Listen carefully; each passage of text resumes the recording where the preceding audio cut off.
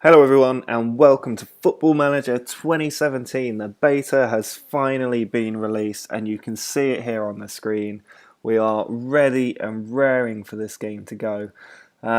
This video is just going to be a quick look at my first impression of the game. I'll skip through all the loading schemes so that you don't have to see them. As you can see, this is the first time that I have opened the game, except it's not because I have definitely read through all of this stuff before. So I'm going to fill this information out and I will see you on the other side. As you can see, you can create your own football manager in this game. You can also upload a photo. I've not done that yet. I will be doing that ahead of our main save when that starts.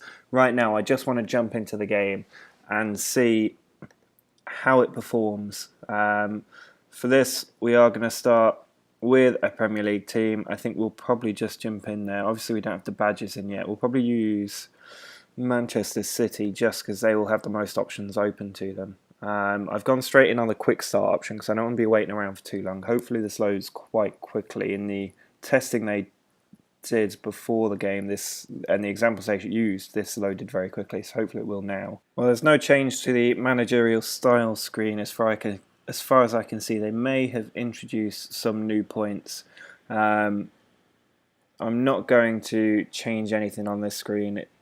Nothing new here for us, but we can now jump straight into the game. That loading screen didn't take too long on a quick start, and here it is. This is the new home screen. It's a lot brighter than I'm used to. My older skin had a dark skin on it, so if you watched my last series you would have seen that.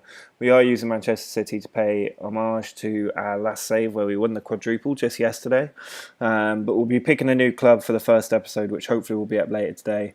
And first impression is I quite like this. This is nice and light. Everything's quite clear. Nothing's changed too much from last year. This was an excellent menu bar and I'm glad it still stayed the same. As you can see, the new manager profile coming up. They've done this new thing of putting the badge and your face on a backdrop for matches and things like that, as far as I understand it. You can see the board paying us a very generous 140 grand a week. I don't remember the wages being that high straight off the bat in the last game. Develop players using the club's youth system. As you can see, the big players all out on loan. We've currently got all the responsibilities set to us. So let's have a look at the squad screen and see what we've got. Not really much change here either. We've still got elements such as a team meeting. I think everything on that screen is the same. If we just have a look at this, this is one of the new big features. It's a social feed, so it's a bit like having Twitter into the game. As you can see, they're hashtagging Pep Guardiola because we've now replaced him. Michael Roach thinks it's a bad decision, so he can go stick it up his arse. And you can add in new subjects and people to follow. So if we want to track a player, we can maybe add in, for instance, Ronaldo over here. Cristiano Ronaldo. That's to the player screen. If we go back, there we go. I think we are now following Cristiano Ronaldo. So this might be quite interesting just for tracking the news that goes on around the world. This is a brand new news screen, not a lot popping up at the moment other than us taking the hot seat. The rest of this is the same. The transfer window might be quite interesting because this will keep track of which clubs are bringing players in and out, so we can know if our rivals are strengthening key positions. No real change to the schedule screen, although it's added the under 23s and 18s. I don't think that was there before. And events are in there as well. Competition screen's the same. We've got the youth team. Tactic screen.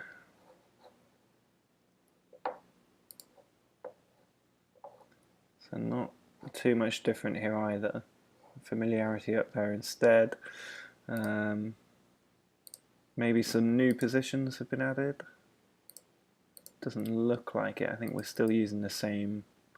We are indeed still using the same positions as before. Yeah, it doesn't look like a lot's changed here either.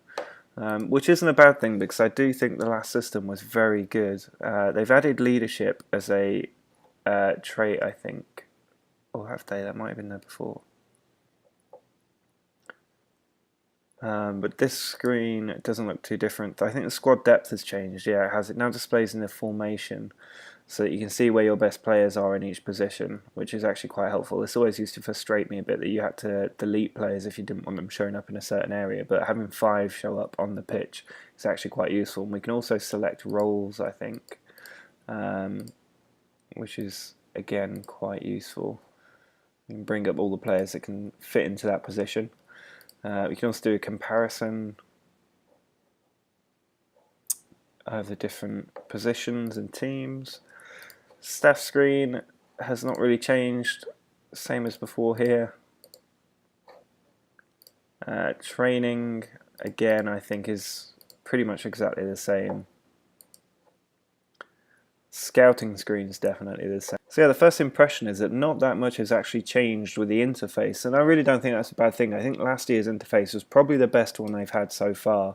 And the bigger the screen you've got, the more information you can pack onto it. So I think that's actually quite a good idea. So what we'll do is let's try and make a transfer. Let's try and sign Lukaku. Valued at 34 million. Let's try the monthly instalment trick. We've got a 28 million transfer budget, so we're going to have to limit this at 15 and maybe chuck on 40 million on top and see what they say. Yep, they're happy with that. We can finalise that offer.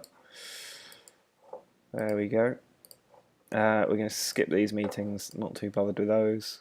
Oh, that's very bright. The stat screen might be quite useful. Here we go, they've accepted the offer, so let's negotiate this contract and give him a decent wage so he doesn't say no. And he should accept it just tomorrow. Season expectations, just going to leave those as they are, nothing changed there. Oh, apparently we've got very good youth facilities, this is quite useful. So this is the introductory advice, so our different members of staff will offer us advice on what we can do. The scouting team are giving us some suggestive purchases with an estimated cost in there of 130 to 183 million for Eden Hazard.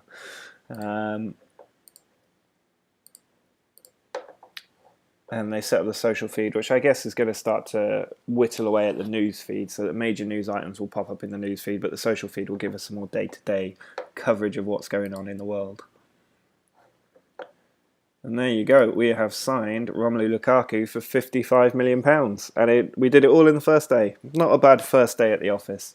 I do think the transfer system seems reasonably similar. I know they've added new elements so that players can have extra bonuses and clauses, which means that you might promise to play them a certain amount of time, and if you don't fulfill those promises they will become unhappy. So here's the new squad screen. We're not going to change much, keep the squad the same, just let the assistant pick the team. You can see the new signings are all in there, on the bench largely. Lukaku's in there, he can make his debut, sorry Aguero. But let's submit this team, see how they do. So a new look match setup screen, displaying the similar kind of information, but all the additional fixtures are in there. The lineups are all largely the same. Oh, this is good. There's some new options. I'm hoping they improve this because we spend a lot of time just using the same instructions on the screen. So hopefully having a few variations will give us a greater chance to avoid that situation where you'll draw a couple of games and then there's no way to really motivate your players. So hopefully they've counteracted that with a few better suggestions. But let's get into the match and see if my computer can hold up to the performance. They have started a new introduction to the matches where the players are warming up. Sometimes there'll be a lineup. It certainly seems to be a lot smoother. I quite like the match engine here. I'm not sure that I'll play with the match engine when I do my main save. I'll probably use the 2D screen just because it's a bit more efficient. But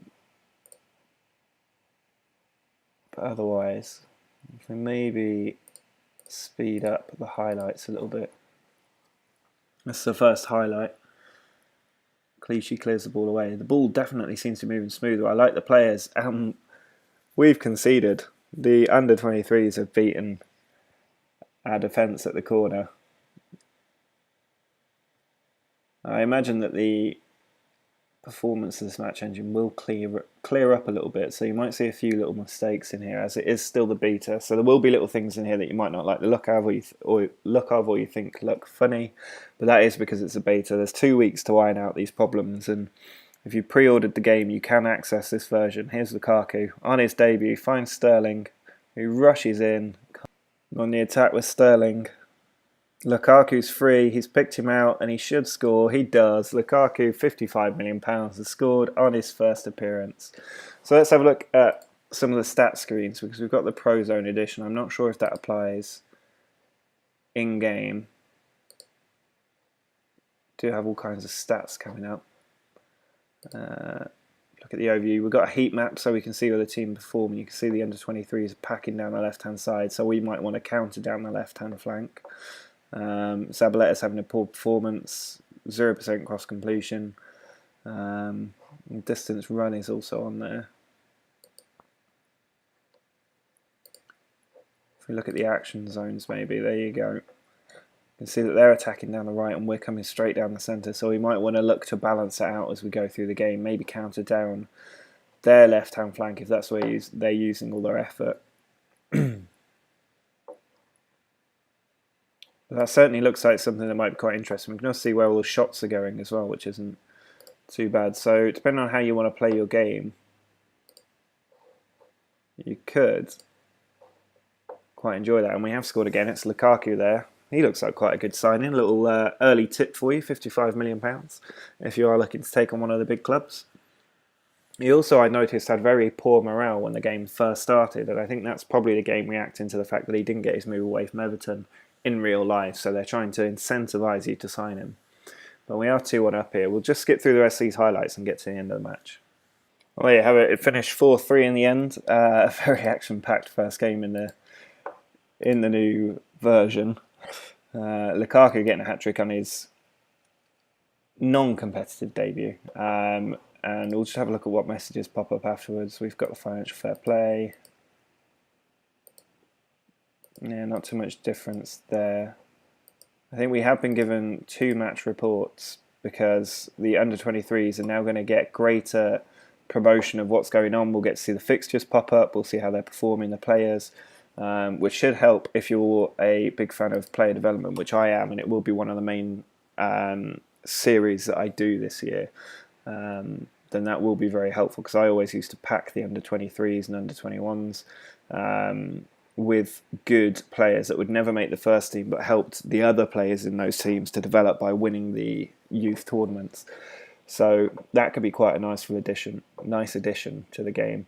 But I think that'll do for the quick look. I don't want this to drag on too much because I want to get on and start our brand new FM save.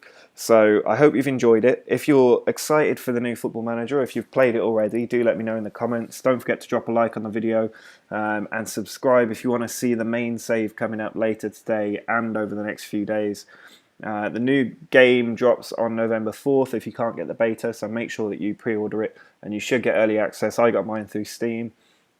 But until next time, see